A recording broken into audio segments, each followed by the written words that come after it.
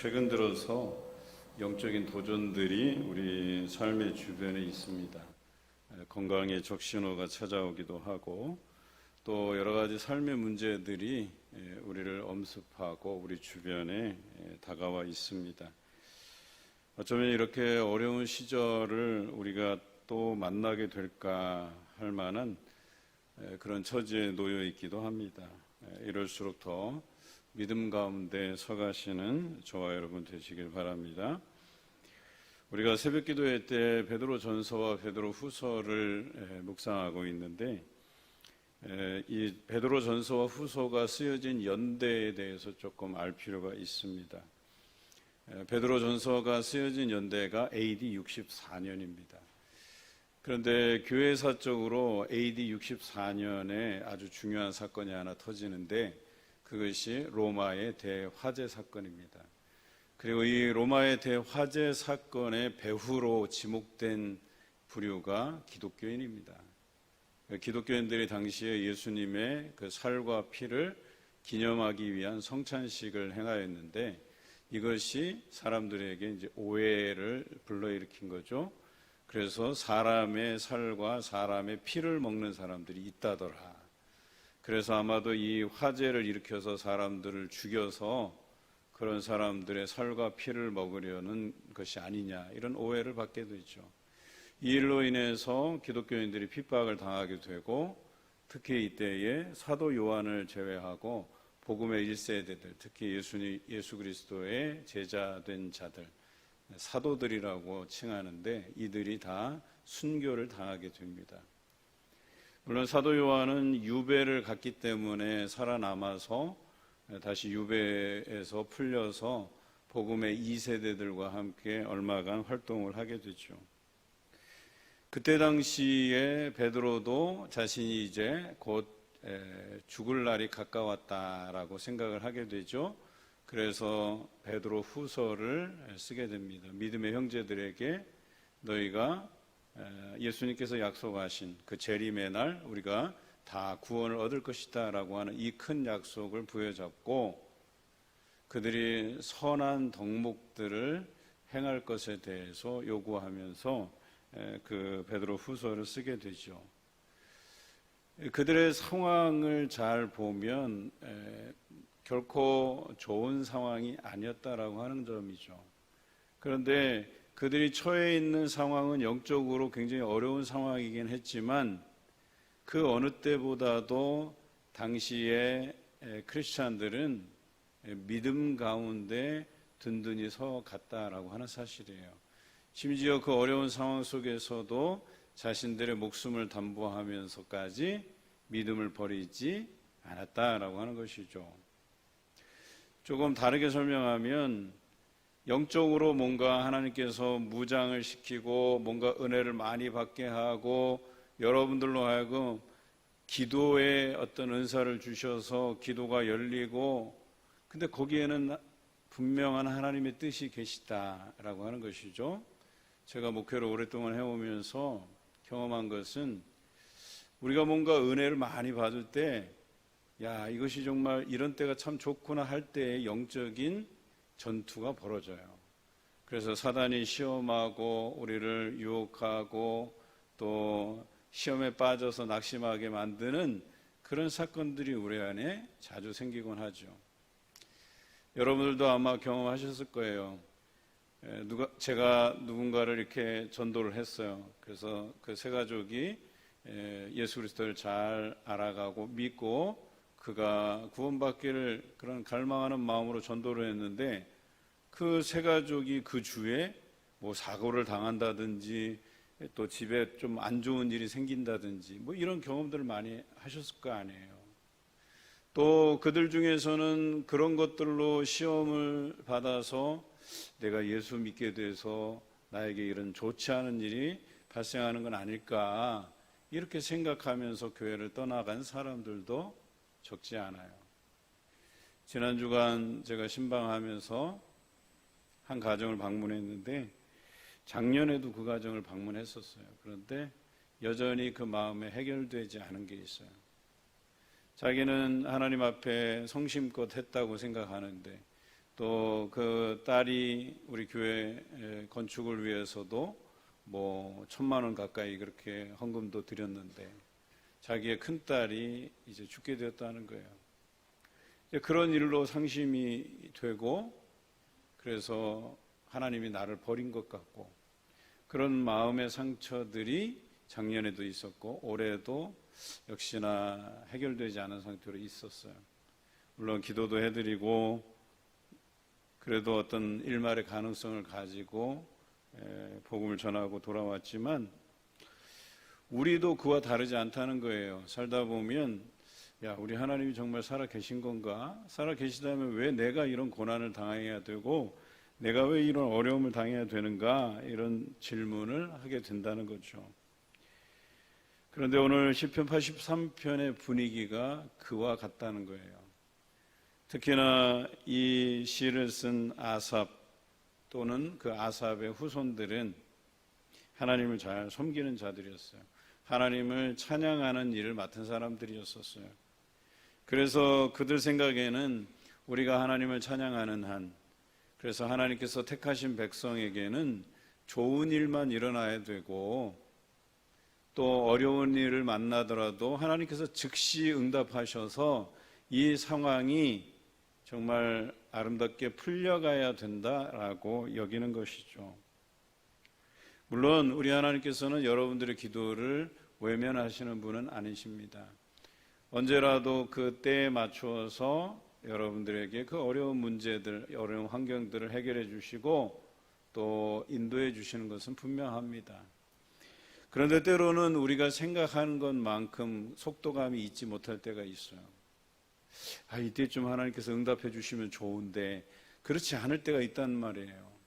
거기에는 뭔가 우리가 그 일들로 인해서 더 인내하고 우리의 믿음을 더욱 굳건하게 붙잡을 필요가 있다라고 하는 것이죠. 오늘 아삽의 시 83편에는 원수들이 이제 쳐들어온 거예요. 10개 나라가 연합해서 이스라엘을 아예 이 역사에서 지워버리기 위해서 쳐들어온 것이죠. 그래서 이 다급한 상황에서 시인은 노래합니다. 1절에 나와 있는 것처럼 하나님이여 침묵하지 마소서, 하나님이여 잠잠하지 마소서, 하나님이여 조용하지 마소서라고 기도하고 있는 것입니다. 이유가 이렇습니다. 2절부터 나오는데요. 원수들이 떠들며 주를 미워하는 자들이 머리를 들었기 때문이다 라고 그 이유를 하나님께 설명합니다. 하소연하는 거죠. 하나님, 이런 이유에서라도 하나님이 가만 계시면 안 됩니다. 하나님께서 이 원수들에 대해서 어떻게 하든 간에 해결해 달라고 이야기하는 것이죠. 3절에도 기록되어 있습니다. 그들이 주의 백성을 치려하고 간계를 꾀하며 주께서 숨기신 자를 치려고 의논하기 때문입니다 라고 두 번째 이유를 댑니다. 그저 원수들이 하나님만 미워해서 하나님을 대적하여 일어난 것뿐만 아니라 하나님께서 선택하시고 하나님께서 품에 안으시고 숨겨주는 그 백성들을 치려고 그들이 논의하고 의논하고 있다고 두 번째 이유를 하나님 앞에 고백합니다. 뿐만 아니라 4절과 5절에 마지막으로 세 번째, 하나님께서 가만히 있으시면 안 되는 세 번째 이유를 고백합니다. 다시는 이스라엘이라는 이름이 기억되지 못하게 하자고 한마음으로 의논하고 주를 대적하여 동맹하였다, 이렇게 고백하고 있습니다. 이 세 가지 이유를 대면서 하나님 가만 계시면 안 됩니다. 우리를 괴롭게 하는, 특히나 우리만 괴롭게 하는 것이 아니라 바로 그 행위는 하나님을 대적하는 행위라고 고백하면서 그들에 대해서 하나님께서 나서 주시기를, 행동해 주시기를 바라는 그런 시편입니다. 오늘 성경에는 주를 대적하여 동맹한 나라들에 대해서 나열되어 있는데요. 에돔의 장막, 이스마엘인, 모압과 하갈인, 그발과 암몬과 아말렉이며 블레셋과 두롯 사람, 그리고 아수르, 그리고 롯 자손의 도움이 되었다, 이렇게 되어 있어요. 사실은 언급되어 있는 이 사람들이 다 이스라엘 백성과 연관이 있는 가까운 친척 관계에 있는 후손들이에요. 여러분, 우리를 참 어렵게 하는 사람들 중에 차라리 왼수같이 지낸 사람들이라면 그래도 이해를 해요. 저 사람 나에게 그런 악한 감정을 가질 만하다, 이렇게 생각되지만 오늘 여기 있는 나라들은 주변 국가들이에요. 물론 이 중에서는 이스라엘과 특별한 관계가 없는 나라들도 있지만 이 중에서는 아주 이스라엘과 가까운 형제국가 또 인척관계가 되는 그런 후손들이 자리 잡고 있어요.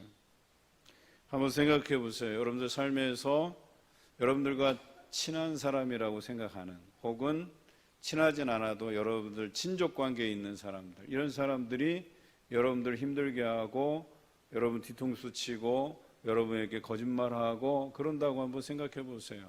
아마 원수가 나를 대하는 그 태도보다 그게 더 싫을 수도 있어요.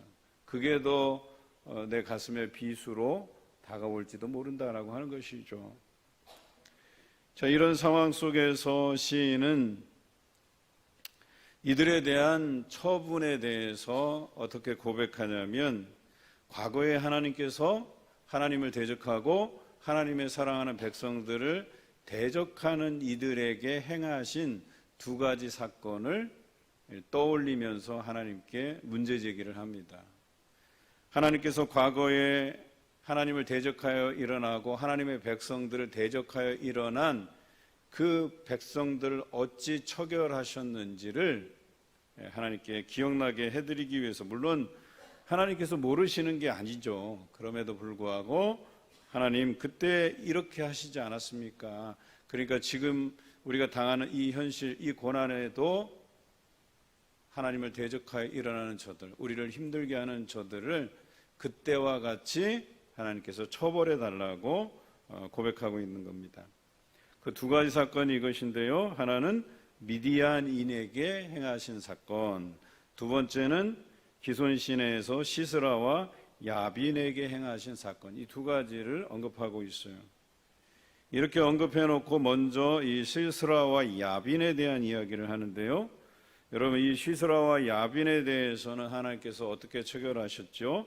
이 시스라와 야빈을 대적한 사람이 이스라엘의 드보라와 바락이었습니다.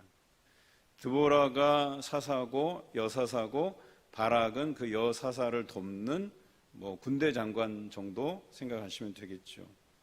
마찬가지로 야빈은 왕이고 시스라는 군대 장관이었습니다.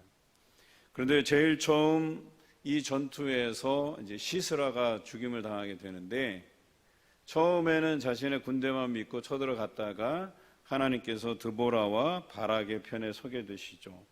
그리고 이 시스라가 도망을 하는데, 도망가서 도움을 청한 그 집이 어디냐면 겐 사람.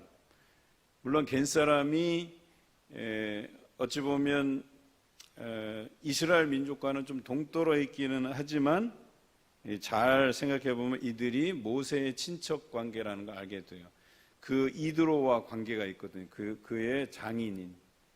그래서 이 겐 사람인 헤벨의 아내 야엘에게 찾아가서 자기를 숨겨달라고 해요. 그러니까 이스라엘 민족이 아니니까 자기를 숨겨줄 거라고 생각하고 갔는데, 간 곳이 모세의 친척 관계에 있는 사람한테 간 거예요. 당연히 이 야엘이 시스라를 이제 죽일 모의를 하죠. 그에게 우유를 먹이고 그가 잠든 사이에 가서 말뚝으로 이 시스라를 박아 죽이는 이런 일이 발생하게 됩니다. 그리고 결국에 이 전투는 드보라와 바락이 이기게 되는데요. 여기 나온 야빈이 엔돌에서 크게 패하게 됩니다. 그게 10절의 말씀이죠. 그래서 그들이 엔돌에서 크게 패하고 땅에 거름이 되었다, 이렇게 설명하고 있습니다. 두 번째 사건은 이제 미디안에 관한 이야기죠. 11절부터 오렙과 스엡, 이들은 방백의 이름인데, 당시 이 외국의 주변 나라들의 방백은 신하들이긴 한데 신하들의 대다수는 다 누구예요? 왕의 아들들이거나 이런 귀족층의 자제들이었단 말이에요. 그러니까 오렙과 셋 같은 이런 사람들, 이 방백들, 그리고 세바와 살문나 갖게 하소서 그랬어요. 세바와 살문나는 미디안의 왕들이죠. 이들이 누구에게 패하게 되죠? 기드온과 300용사에게 패하게 됩니다. 물론 구구절절 그 사건을 다 언급할 필요는 없을 것 같아요.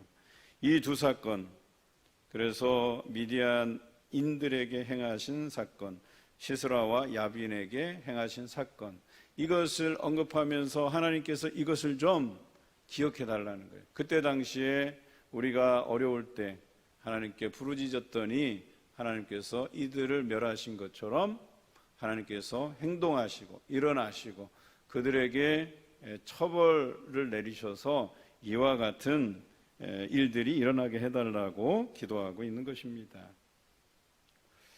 여러분, 과거를 추억하는 것은 물론 장단점이 있는데 하나님께서 행하신 일들은 여러분 꼭 기억해 두셔야 돼요.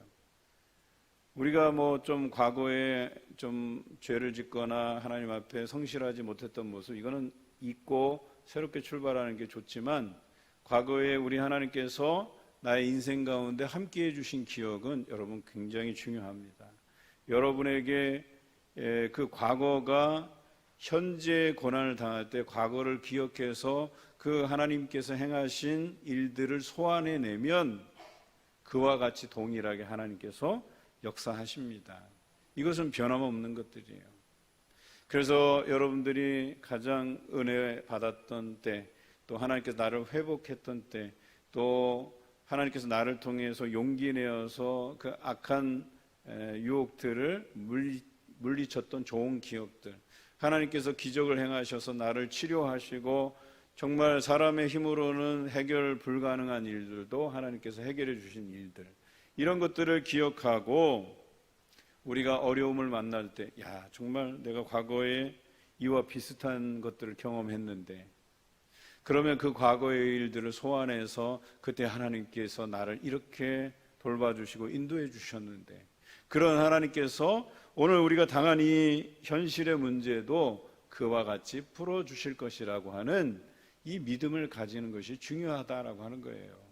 오늘 시인이 바로 과거에 하나님께서 행하셨던 일들을 기억하면서 그것을 소환해내고 그와 같이 오늘 어려움을 당하는 우리를 침략하는 이들을 하나님께서 벌해달라고 그렇게 노래하고 있는 것입니다. 오늘 성경에 보면 이렇습니다. 시인은 또 한 번 하나님 앞에 어필해요.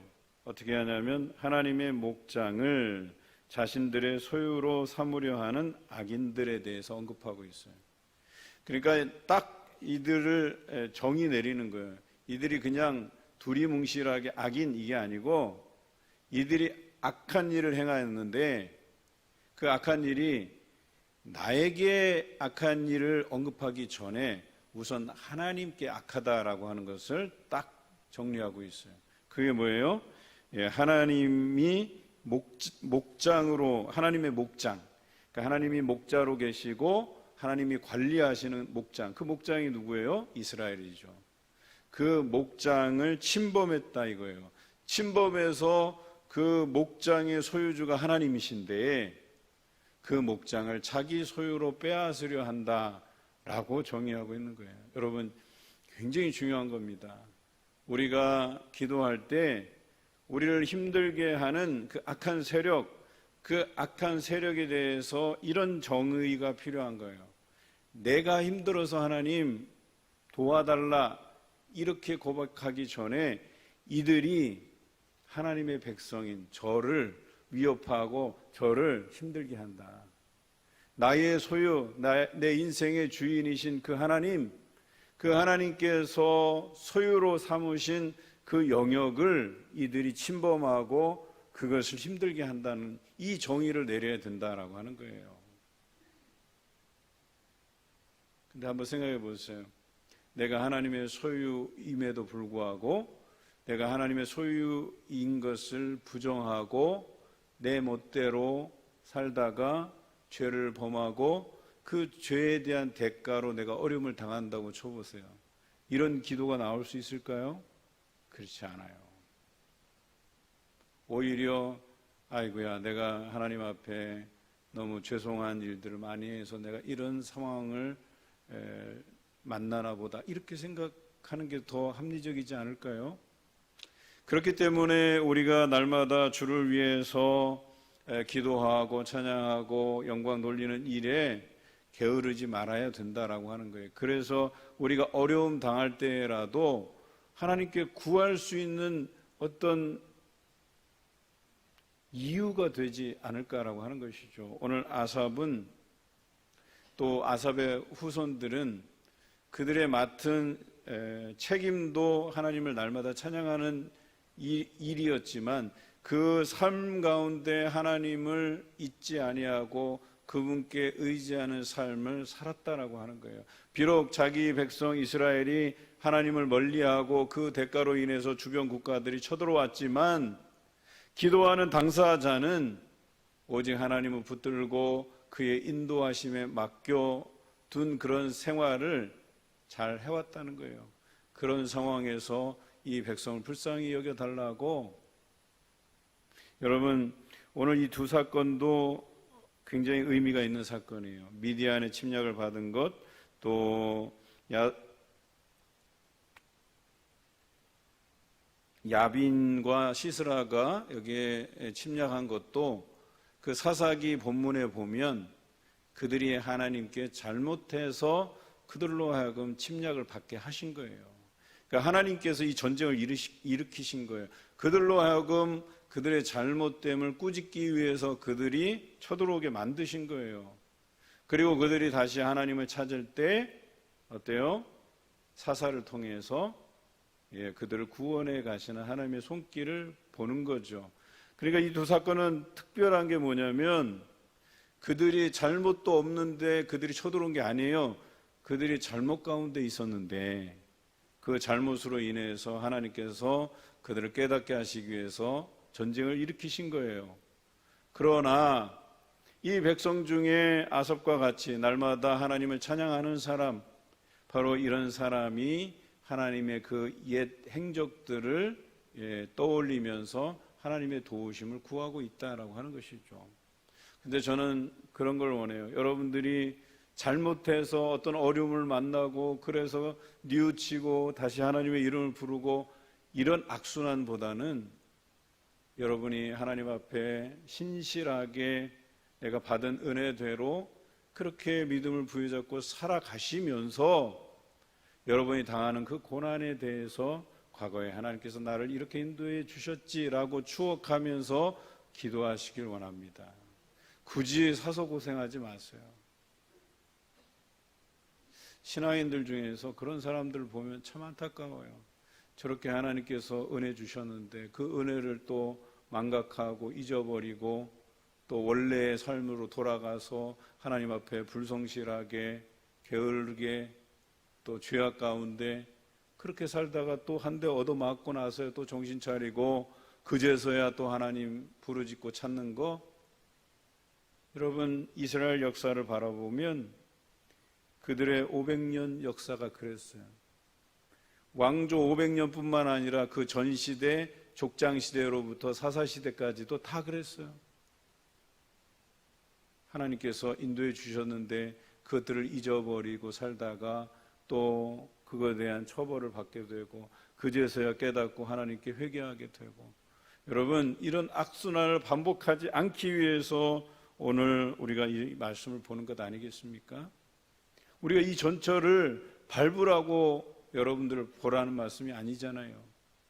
우리가 그 전철을 밟지 아니하고 신앙 가운데 주신 은혜대로 믿음을 부여잡고 그렇게 살아가도록 주신 말씀 아닙니까? 저는 여러분들이 그 은혜의 연속 선상 안에서 하나님의 채워주심을 날마다 경험하면서 사시길 바랍니다. 얼마나 즐거운 인생이겠어요. 뭐 자랑이지만 뭐 그래요.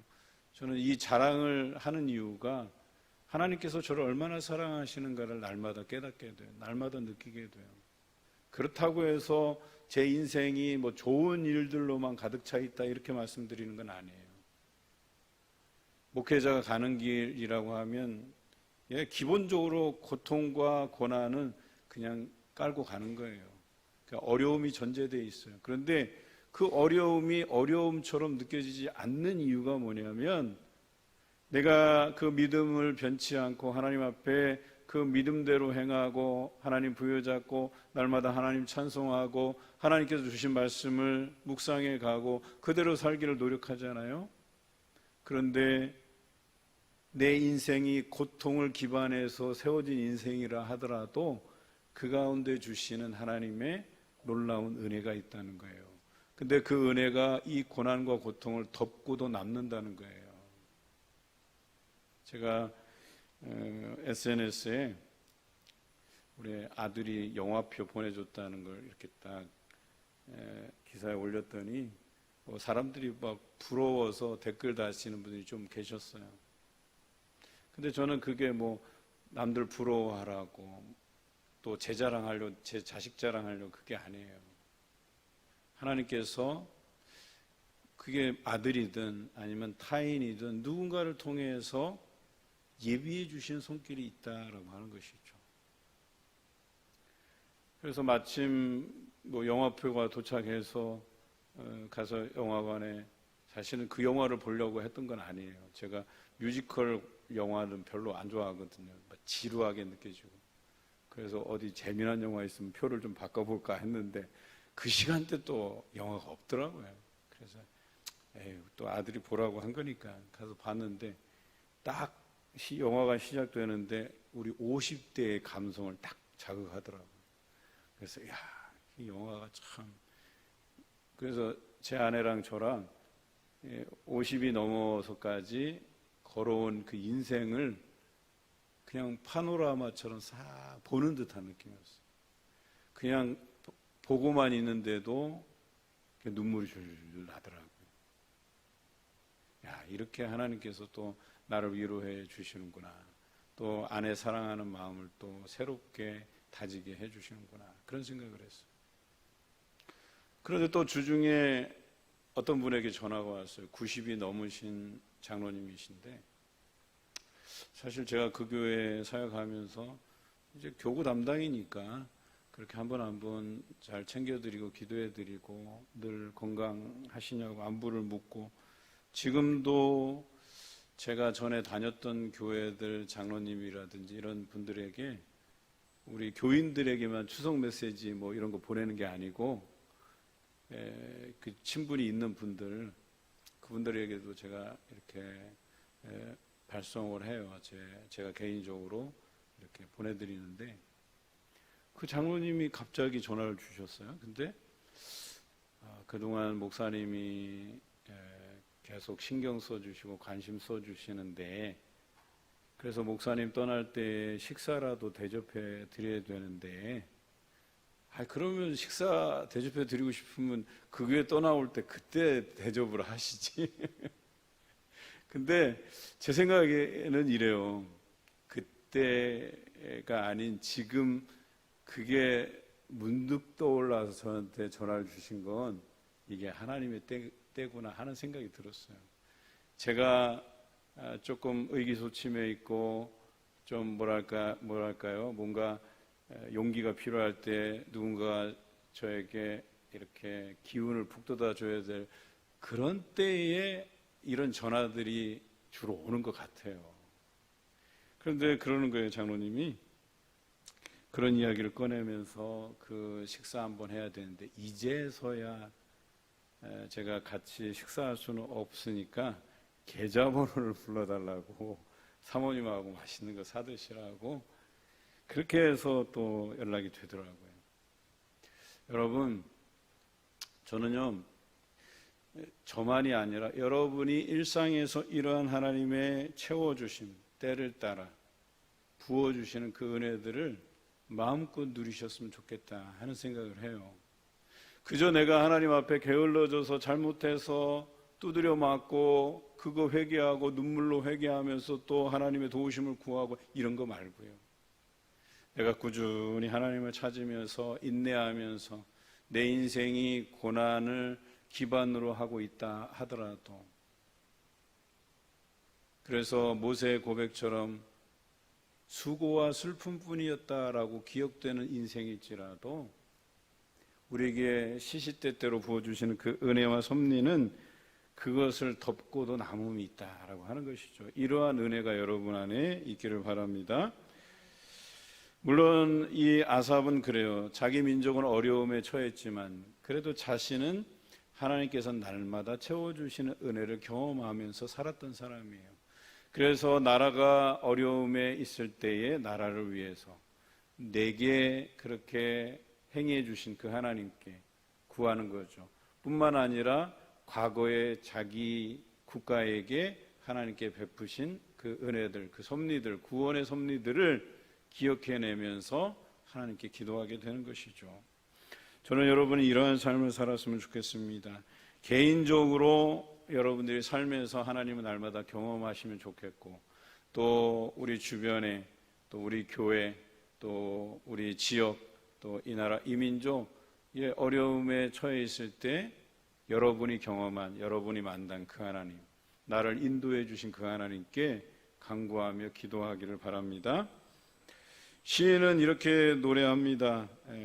이제 하나님의 목장을 소유로 삼으려고 하는 저들에게 하나님 심판하시는데, 어떻게 심판하시냐면 악인들이 굴러가는 검불, 바람에 날리는 지푸라기, 또 살림을 사르는 불과 산에 붙은 불길같이 주의 광풍과 폭풍으로 그들을 두렵게 해달라고 기도하고 있어요. 쉽게 표현하면 하나님이 바람을 일으켜서 그 불이 산을 삼키듯이 저들을 싹 쓸어버려 달라고 이렇게 기도하고 있는 것입니다. 그런데요, 이 시인이 과연 저 원수들을 향해서 저들을 없애는 그 목적으로만 이 시를 지었다고 하면, 여러분, 이 시는 굉장히 1차원적인 시예요. 그런데 오늘 이 시편은 대단히 우리에게 중요한 메시지를 전해주고 있어요. 그게 뭐냐면 17절 말씀이에요. 17절에 보면 악인들은 결국 그들로 수치를 당하여 영원히 놀라게 하시며 낭패와 멸망을 당하게 하사라고 돼 있는데, 그래서 그들을 다 쓸어버리려고 하는 그 목적이 여기 분명히 나와 있는데, 또 다른 목적이 있는데 그게 16절이에요. 그리고 18절입니다. 16절에 이렇게 기록되어 있어요. 여호와여, 그들의 얼굴에 수치가 가득하게 하사 그들이 주의 이름을 찾게 하소서. 그러니까 이 대적이 그냥 망하는 것으로 끝나는 게 아니라 그들이 여호와 이름을 찾게 하소서라고 기록되어 있어요. 이 일을 일으키신 분이, 그래서 그들을 심판하시는 분이 하나님임을 저들이 알게 해달라고 노래하고 있는 것이에요. 여러분, 이것이 중요한 겁니다. 단순히 저 원수가 곤란한 지경에 빠져서 내 앞에서 사라지기를 바라는 이 1차원적인 기도가 아니고, 이 된 일이 하나님이 행하신 일인 것을, 그리고 악인들에 대해서 반드시 보응하시는 하나님, 그리고 그런 아무리 강한 열 나라가 이스라엘을 죽이고자 덤벼들어도 그들을 능히 대적해 주시는 분이 하나님이시라는 것, 그 하나님이 이 땅의 지존자이시라는 걸 저들이 알게 해달라고 기도하는 거예요. 그것이 18절에 잘 나와 있죠. 여호와라 이름하신 주만 온 세계의 지존자로 알게 하소서. 이게 중요한 거예요. 저들에게 하나님만이 이 땅의 지존자이시다라고 하는 것을 알게 해달라는 거예요. 깨닫게 해달라는 거예요. 여러분, 대단한 기도 아닙니까? 여러분의 기도가 그러해야 돼요. 우리가 힘든 상황에 처해 있을 때에도, 누군가가 날 힘들게 해도 저들이 하나님의 그 이름을 알게 해달라고, 나를 통해서. 그래서 그 사람이 죽이려고 하고 힘들게 하려는 그 대상이 하나님의 사람이고, 결과적으로 그 하나님께서 하나님의 사람을 보호하시고 그를 힘들게 하는 자들에게 보응하시는 그런 하나님임을 저들이 알게 해달라고, 우리는 그런 기도를 드려야 된다는 거예요. 여러분, 그래야 믿는 사람들이 두려운 존재가 되지 않겠어요? 그래서 악한 이들이 쉽게 이렇게 우리를 범하지 않는 것 아니겠습니까? 제가 이제 여담이지만 누가 그랬대요. 우리 전에 있던 교회에서 반장 선거를 하는데, 이제 우리 충건이가 간만에 이제 반장 선거를 나갔어요. 근데 같이 후보에 오른 여학생이 1학년 때부터 5학년 때까지 반장만 해온 애예요. 그리고 그 엄마가 아주 극성이야. 얘를 반장 만들기 위해서 얼마나 그렇게 힘을 쓰는지 몰라. 근데 우리는 뭐 충건이 반장 만들 생각도 없고 그냥 신앙생활만 열심히 하면 되는. 그런데 어느 날 반장을 나간대요. 그래서 대갖고 왔어. 그런데 저쪽 떨어진 엄마는 난리가 난 거야. 어떻게 우리 딸이 떨어지냐 이거야. 그래갖고 막 이 상심하던 차에. 그런데 이 아이와 우리 충건이가 다니는 피아노 학원이 같았어요. 그리고 그 피아노의 교실에 원장과 그 다음에 선생님이 다 제가 다니는 교회에 다니는 성도예요. 그런데 그걸 알고 나서 물어본 거예요, 선생님한테. 도대체 저 아이의 부모가 뭐 하는 사람이냐고. 그러니까 이 선생님이 목사님이라고 그런 거예요. 목사님이라고. 그러니까 이 엄마가 목사가 뭐 대단한 사람이냐고 막, 도대체 목사란 사람이 뭐가 그렇게 대단한 사람이냐고, 왜 우리 딸이 떨어져야 되냐고. 그게 뭔 상관이에요, 그게 사실. 근데 이 선생님이 목사라뇨, 목사님이지. 목사님이 얼마나 대단한 사람인데. 그러면서 뭐라 그랬냐면, 목사님이 기도하면 하나님께서 응답하신다고. 그래서 충건이가 반장에 당선이 된 거라고, 이런 뉘앙스로 이제 얘기를 한 거예요. 그러니까 이 사람이, 참 재미난 건 그래요. 그냥 뭐 부정해도 될 만한 걸 그냥 수긍하면서, 그 목사라는 사람이 그렇게 대단한 사람인가 보네. 그렇게 뭘 원하면 하나님께서 이렇게 들어주시기도 하고. 그런데 여러분, 목사만이 아니에요. 하나님이 소유 삼으신 백성들, 성도들의 기도를 하나님께서 반드시 들으신다라는 걸 기억하시길 바라요. 오늘 그 기도에 하나님께서 응답하신다라고 하는 것 여러분 기억하시고, 하나님의 사람으로 우리를 불러주신 이유는 우리로 인해서 세상 사람들이 하나님의 위대함을 알게 하려 하십니다. 이것을 기억하시는 여러분 되시길 바랍니다.